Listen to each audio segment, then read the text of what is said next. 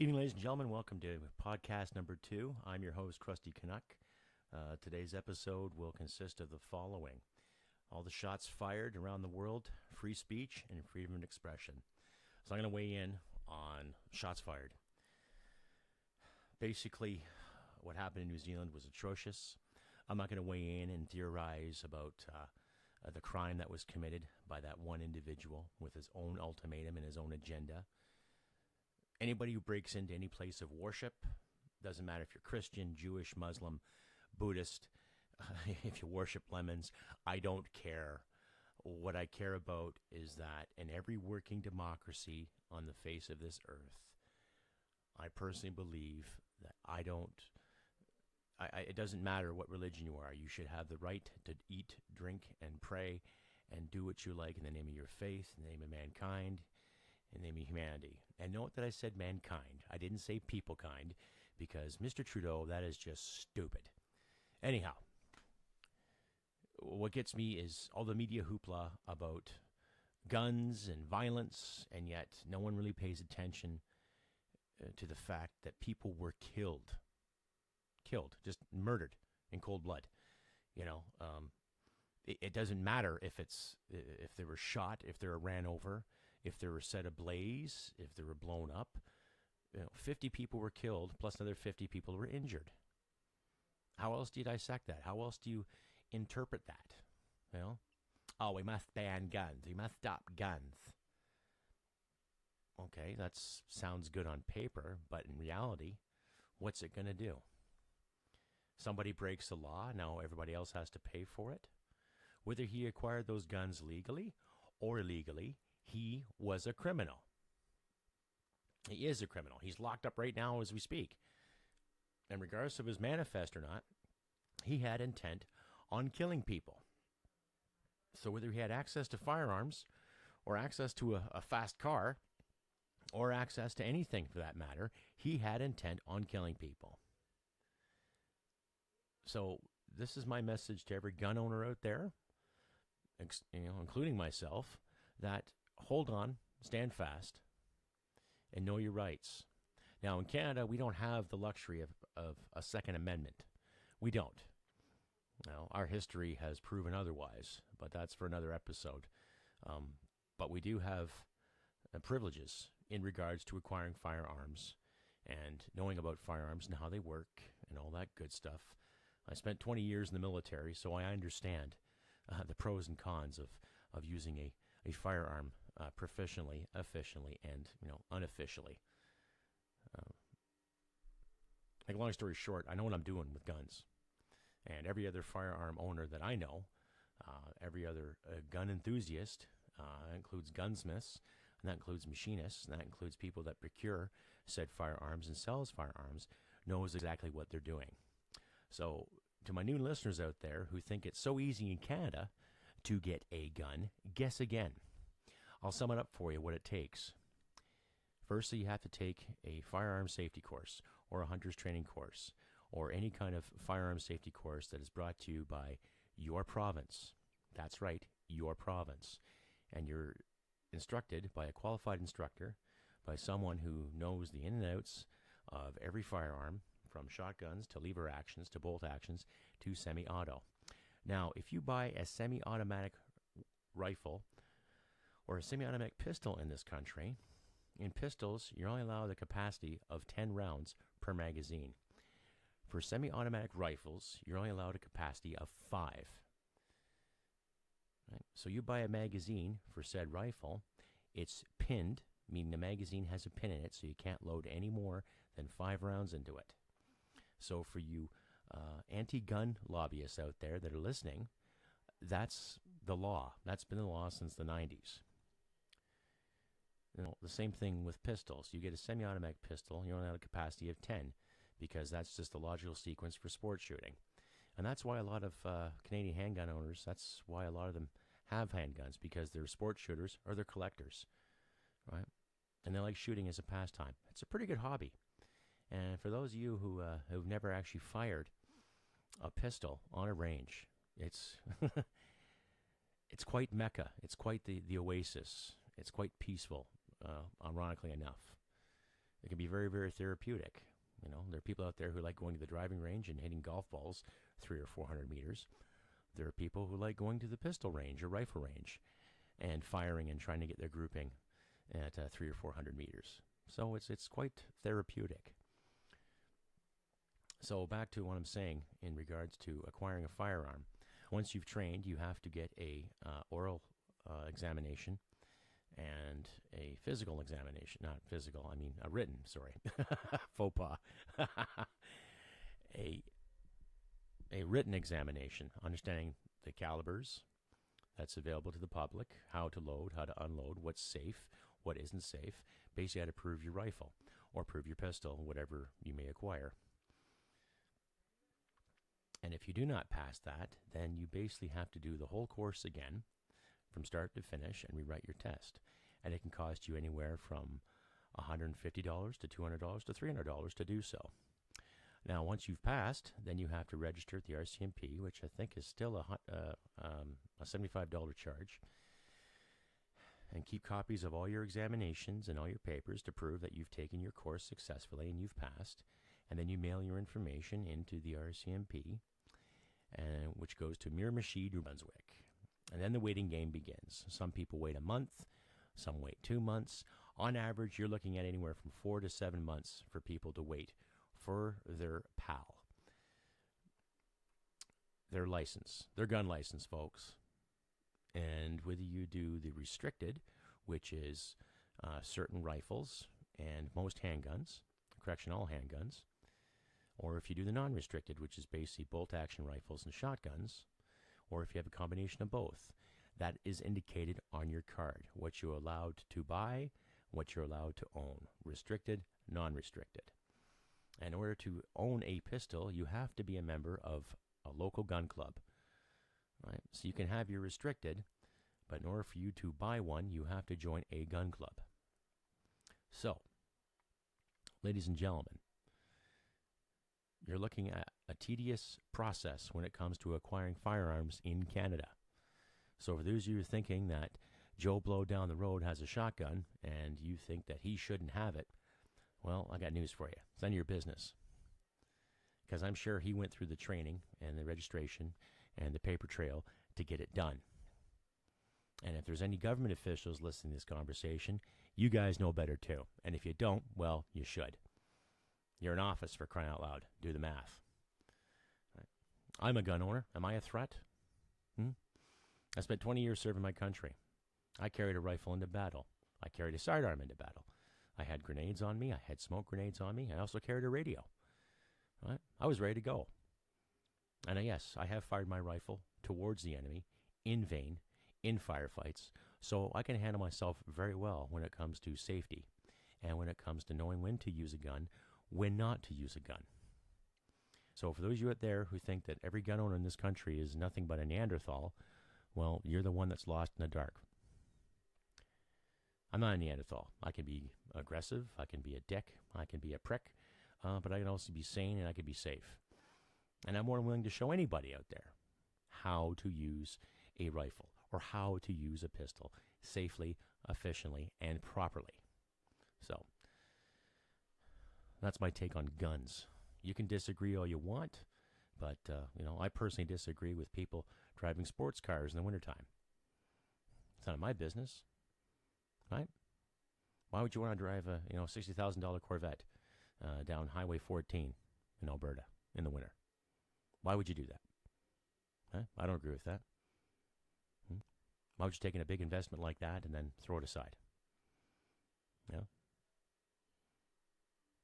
I personally don't care if you have a Corvette, and I don't care where you drive it. The point I'm trying to make is that what people do with their property is none of your concern. What I do with my property is none of your concern. What you do with your property is none of my concern. Right? Whether I collect 6 guns or if somebody has 70 guns. Right? So what does it matter? Is your life totally incomplete because something happens in New Zealand and we all have to sit in our hands and wait? It's terrible that people died. It's terrible that people couldn't pray in their own mosque, right? But that doesn't mean every mosque is threatened. That doesn't mean every church is threatened. Nobody talks about the 120 Nigerians that have been slaughtered by extremists in Nigeria. No one talks about the 20-plus Catholics in the Philippines that got blown up, right? They were just minding their business. They were praying, right? Where's the outrage in that? Where was the outrage when the synagogue shooting happened in Pittsburgh there last year? Where was the outrage in that? Oh, we have to ban guns. We have to ban more guns. No, we have to take responsibility a little more, not just banning tools of the trade. You got to start persecuting actual criminals and start letting people know that, okay, this guy's a loony. What's he doing with a gun? All right? Like, our gun laws in Canada are a hell of a lot stricter than they are in the United States. So for the Canadians out there listening to my show, and you think, well, guns are bad, well, you're entitled to that. Guns can be bad if they're given to bad people, right? If they're given to bad people, people are going to do bad things. People will take a drink and drive a car into a building or knock people down. Are they bad people, or are they just confused, right? People taking upon themselves to, acquire illegal narcotics and get into a fist fight. Are they good people, or are they bad people? Right? Is it the drug's fault, or is it the person's fault? The drunk driver that smashed into those people on the highway, or smashed his car or her car into a telephone pole. Right? You gonna ban all cars? You gonna ban alcohol? They tried that in the 1920s, and look what happened. Right? So I'm saying, folks, is that, yeah, I can understand certain viewpoints and government viewpoints when it comes to controlling firearms. I get it. They got to be locked up, got to be looked after. They got to be respected like any tool. You talk to any carpenter or any plumber or any machinist out there, she or he is going to tell you exactly what they do with their tools. They lock them up, right? Keep them secure because it's investment. It's part of their job, right? Any hunter is going to tell you that he or she locks up their guns, their bows. I lock up my guns. I don't leave them out in display for everyone to see. I don't walk around with a holster thinking I'm in bloody Texas in the 1880s. Don't get me wrong. If I got any Texans listening, no offense to you Texans. I love Texas. I spent some time working down there when I was in the service. It's a great state, good people. But I just used your state as a metaphor. Anyhow, I'm getting so tired of all this anti-gun lobbying, and when you elect these officials to make good decisions when it comes to public safety, they have to keep the public informed. And they don't. They just come up with these hypotheses and think, well, that sounds like a great idea, great suggestion. Oh, yes, let's try it this way. No, let's not. If you're going to have a referendum on people leaving the country, let's have a referendum on public safety. And let's take a little more consideration and a little more know-how when it comes to who do we put in our cabinet, in our parliament, when it comes to the public safety of Canadians. Right? Bill Blair, I think you're doing a terrible job. Ralph Goodale, I think you're doing a terrible job. You have no idea. And considering the police background that you have there, Mr. Blair, above all else, you should frickin' know better. Right? How many gun crimes have happened in the city of Toronto when you were around as a chief? Right? And how do they acquire said firearms? 9 times out of 10, usually black market. Usually through a gang. But I guess that's your job. You want to thwart gangs in this country. But then again, you'll suggest to our powers that be that every rural person and every gun enthusiast and every hunter and every sportsman has to pay the price because of a few thugs. Yeah, that's not right. That's not leadership. That's cowardice. It is cowardice for what the shooter did. It is cowardice for any man or any woman to walk into a place of worship or a place en masse and to begin shooting. It is extremely cowardice for an individual to do that. But to sit there and fight that crime by punishing people who have nothing to do with it is not right. It's the same mentality as, let's say, little Billy in grade 2 swore in class. Oh my God, the teacher didn't like him swearing, saying a bad word. Then the teacher turns around and punishes the whole class for what Billy did. Is that logical? No, of course not. I'm not going to tell you how to suck eggs, ladies and gentlemen, but come on. Let's start using some common sense and use some real Some real rhetoric here. You know, let's get on point. Let's prosecute those who are actually guilty of a crime and stop persecuting gun owners. Stop persecuting Canadians that want that little bit of freedom that they've actually studied and paid for. Because really, when you go get your gun license in this country, you're learning how to do it, you're following government standards, and you're paying for it. Right? Then all of a sudden, someone makes a decision because what happened across the planet, oh, well, we better stop this and we better start doing this because this is what happened here. Come on. A lot of rotten things happen in places of the world we have no control over. And personally, I don't think you're going to stop any gun crimes from happening by taking away guns from good people. I personally don't think you will. Right? I don't think gun crimes will be thwarted or controlled because someone comes up with the idea, well, let's ban your purchases and then give them back up to us, and then we'll see if you're worthy enough to have them. No, I don't buy that mentality. I don't buy that logic. Right? I don't know. What do you think? If you have a suggestion or a comment, please comment in the comment section on the page. I'd love to know your take on it, ladies and gentlemen. Well, I'd love to know what you think about it. So please, send me a comment on the homepage or YouTube under Krusty Canuck, or you can reach me at Facebook, Krusty Canuck, or on my new website. You can reach me at www.krustycanuck.ca. Leave me a comment, and I'll get back to you as soon as I can. But for now, we're going to move on to the free speech aspect of this program. Getting on with, how free speech has supposedly been changing and how it's been compromised.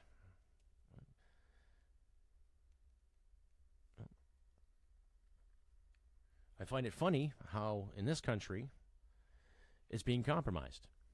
And set examples of that would be, of course, the Jordan Peterson incident in 2015 or 2016, I believe, at U of T, where he basically said he's not going to use the preferred pronouns of a handful of individuals who have a hard time understanding who they are. Excuse me. And the shitstorm that followed after that.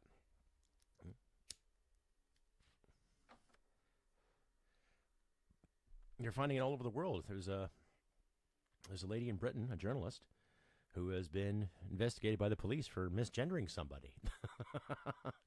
For misgendering somebody. I think I made a point of that in my last episode, in the identity episode, about misgendering. God, what do you do?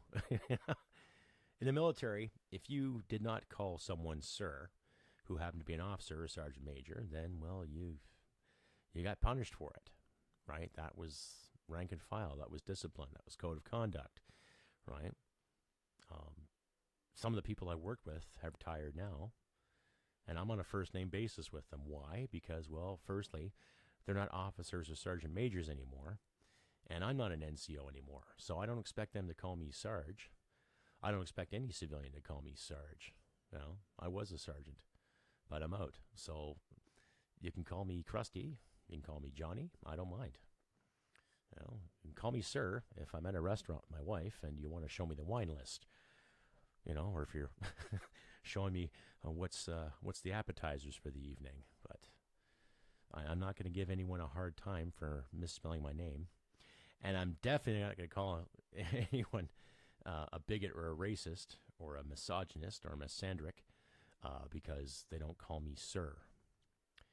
Now, I don't know the whole story about this lady in Britain. I'll leave a link there at the bottom of the page for you to look up, but it looks ridiculous, right? Especially because it comes from Britain, and I'm a little disappointed. If I have any listeners out there from Britain, please correct me if I'm wrong. But I don't know, if any policemen come to my door and try to investigate me for misgendering somebody because said person who was gendered had an issue, well, I just tell them to go fuck their hat. You know, like, how's that a crime? You know, I'm not denying anyone's right to live or anyone's right to be or whatever, but if you feel that the state should take its time to prosecute somebody who didn't call you ma'am when you identify as a female, or call you sir if you identify as a male, or whatever identity chronology that's out there. You're wasting people's time. But back to Jordan Peterson. Apparently, according to some news reports from Gad Sad and from Spencer Fornato, I believe. I'll leave the links on my page. His honorary doctorate, or some kind of citation he received from Cambridge, was rescinded and pulled back because there are some students at Cambridge in the UK that feel that Dr. Peterson is a danger. He's a dangerous person because he doesn't respect their feelings. Oh, God. Come on. Cambridge is one of those institutions that dates back to Sir Isaac Newton. You know, the guy who discovered gravity for us? Kind of opened the door to physics as we know it. Also the home of Stephen Hawking. A genius. And I don't know much about the English school system, the English educational system, or the British educational system, but I know you need top marks, and you got to be sharp as a whip, and you got to have a lot of money to get these institutions. Right? It's not cheap, but for an institution of that standard and that nobility, to all of a sudden rescind any kind of certification or any kind of respect or appreciation to Dr. Peterson, to me it's pretty shitty. I know I should be using bigger words, ladies and gentlemen, but how else do you explain it? How else do you explain piss poor performance when it comes to academia and political leadership in both of our countries? Shitty. How else do I say it? Shitty. Right? So hats off to Dr. Jordan Peterson for fighting the good fight. You got my support, Doc, if you're listening. Give me a shout if you can. But it just seems that every day we turn around. It's like freedom of speech is getting smaller and smaller and smaller in the minds of the masses because nobody wants to get their feelings hurt. Life is hurt at times. People are going to say things to you that you're going to disagree with. People are going to say things to you that will insult you. And yes, some words can hurt your feelings. But you're not going to wake up the next day after being insulted and have a seventh toe or a wart in your nose, or, you're not going to grow a tail and grow horns. You're going to suck it up and carry on like the rest of us.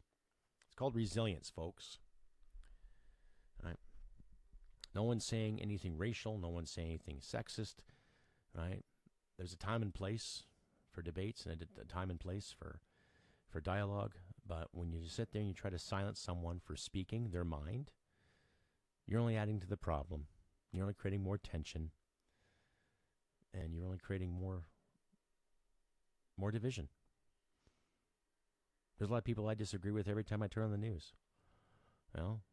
Sometimes I get so mad at what I see when it comes to Parliament with what they're doing with the SNC-Lavalin case, and how some politicians, I think, should say more or do more, and how the opposition does this and opposition does that, and I end up, I'd be sitting there screaming at the television, and my wife would have to say, "What the hell are you doing?" Here I am screaming at an inanimate object. They can't hear me. But they're starting to wake up, though, which is good. Which brings me to my freedom of expression part of the show. The politicians are listening because you got the people like the Yellow Vests on the move, who last month were in Ottawa, basically telling Trudeau and his cronies enough is enough.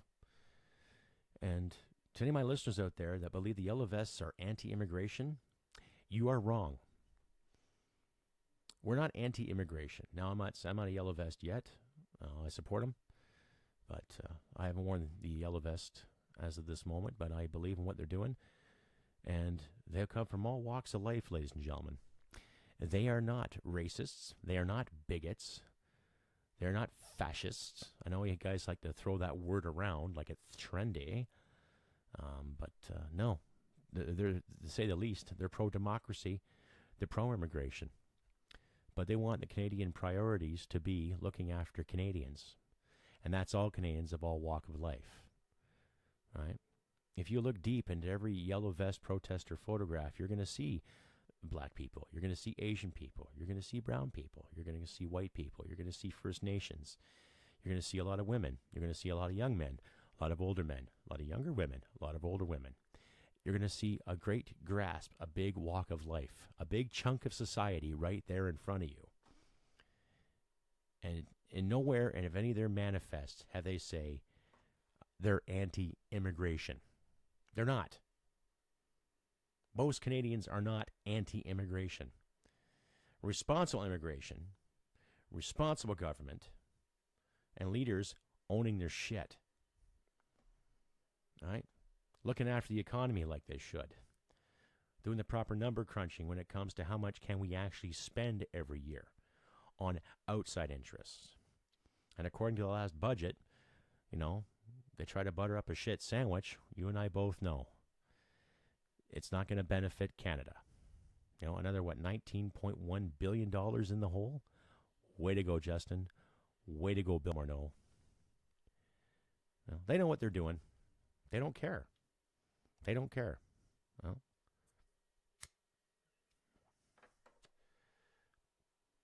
they sit there and try to justify it and blame the other side for this. And, of course, always blaming Harper for what? Harper, what he did. Yes, he was such a terrible prime minister. At least he had money to help the Canadian public, and at least he had some better ideas when it came to getting things built. I don't agree with some of his policies that he had, especially when it came to screwing with veterans. I don't like any politician screwing with veterans because I'm a veteran. And as I said in one of my videos, it took me about 2.5 years to get everything sorted out when it came to paperwork and phone calls and collating and networking and getting this done and getting that done and getting this signature. Yeah, and there's still veterans out there right now that are hurting because of all these new cabinet shuffles and lip service that the powers that be have given a lot of Canadian folk out there. So, ladies and gentlemen, when you see someone in a yellow vest and they're protesting, they're fighting a good fight. They're not just fighting for, people who are making 6 figures. They're also fighting people who are making 5 figures, who raise families on 5 figures. And they're trying to make sense of all this liberal complacency. And they're definitely not a racist group. They're not a bigoted group. They're not a misogynist group. They're not sexist. They're looking after blue-collar people, right? All these bigwigs who run the corporations, it takes blue-collar people to make them rich, right? So, do the math. And another thing's brought to my attention. This comes from the Calgary Sun. You can find it on the links. I'll provide it below. These so-called Muslim groups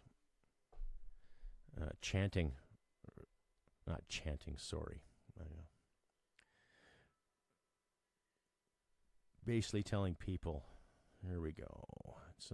This is from the Calgary Sun, actually. Yeah. Alberta Muslim Public Affairs Council calls for crackdown on Canadian alt-right groups. Now, that brings me to the whole Yellow Vest issue, too, because some people have called the Yellow Vests alt-right. No. They're basically groups that want to do the right thing. There's a difference between alt-right and doing the right thing. Now, that's from the Calgary Sun, dated on the 18th of March. I'll read a bit of it here for you. Basically what it is, I'm not going to read the whole article. You can find that yourself at the link I'll leave at the end of the page here. Basically what it is, you get these Muslim groups. Now, I'm not anti-Muslim. I'm not anti-Christian. I'm not anti-Jewish. I'm not anti-Buddhist. I'm not anti-religion. I don't care what you believe in. Believe it well. Be good to people. Care about people. But when you start finger-pointing and start blaming certain groups for things because you're scared, you're acting like a child. Now, I've actually talked to some 3%ers, and they are no way racist or bigoted or prejudiced. They're basically just a bunch of guys who want a free country. That's all it is. They want freedom for all. They want freedom for all Canadians, and it has nothing to do with hating this group of people or that group of people, or separating this group of people or that group of people. They're not fascists. They're not white supremacists, because the 3%ers I know, hate to tell you they're, anti-3%ers. If you're listening, hate to tell you, but some of the 3%ers I know are black. And a couple of ones I've actually had conversations with are Asian. Right? So, when it comes to the whole racial divide that you're promoting, they're not racist. They don't want to divide the country, and they don't want to hurt anybody. But they want to defend this nation to the best of their ability. Right? That's all they are. And if you actually look at what they do for communities around major cities, especially out here in the West, they do a pretty good job for the homeless. They've actually fed a lot of people. And I'll leave some more links at the bottom there for you to decide. But, 3%ers aren't Nazis. They're not anti-Muslim. They're not anti-Christian. They're not anti-Jewish. They're not anti-Buddhist. They're not anti-anything. They're basically anti-bullshit. And you ask them to sing the anthem, they'll sing it the old-fashioned way. They'll say, "In all thy sons command." Right? Just like the Conservatives did the other day. Beautiful. Beautiful. So when it comes down to, these groups, they're not alt-right, ladies and gentlemen. They're not Nazis. They're not fascists. They're not, if anyone should be afraid of anything, you should be afraid of some of the teachers on college campuses that thinks Karl Marx was a genius, or who think Pol Pot was a visionary, or the educators that think, Joseph Stalin was just doing his job. Those are the people you should be afraid of. But I'm not going to sit here and try to create fear or try to add more to the fear-mongering fire. It's about knowing the truth and trying to get the truth out there, and live up to my name. That's who I am, Krusty Canuck. I'm going to get some info for you, and I'll try to dissect this country's little inconsistencies and imperfections, and try to be entertaining, as thorough as possible, and being truthful as possible. Right? So when it comes to freedom of expression, go out there and express yourself.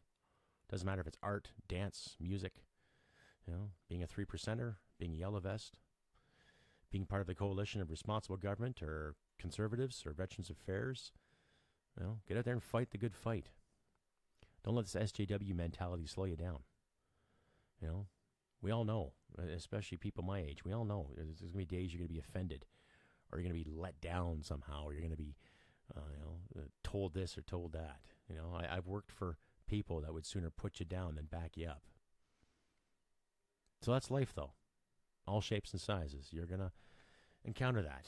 And to my younger listeners out there, I'm not going to do the whole grasshopper thing, but I'm going to tell you, chin up, carry on, do what you can. Not everything's going to be rosy. Not everything's going to be perfect and magical.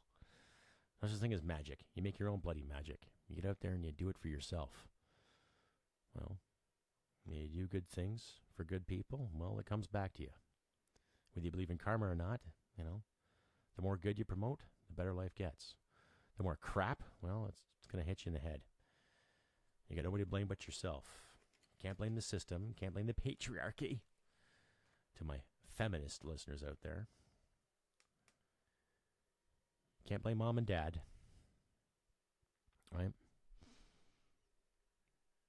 Anyhow, that's enough of my spiel for the expression. It's simple logic. I have had family members that fought for this country in World War II. I have family members that actually fought in the Boer War, for the empire.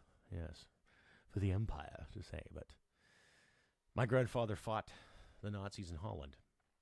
My other grandfather was in the Air Force. He did recce missions over Newfoundland and what have you. But he was still serving in wartime. He was ready to go.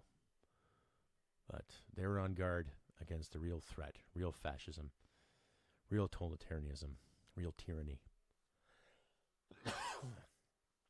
Unfortunately, the tyranny that we see right now is coming into mosques and churches and killing people.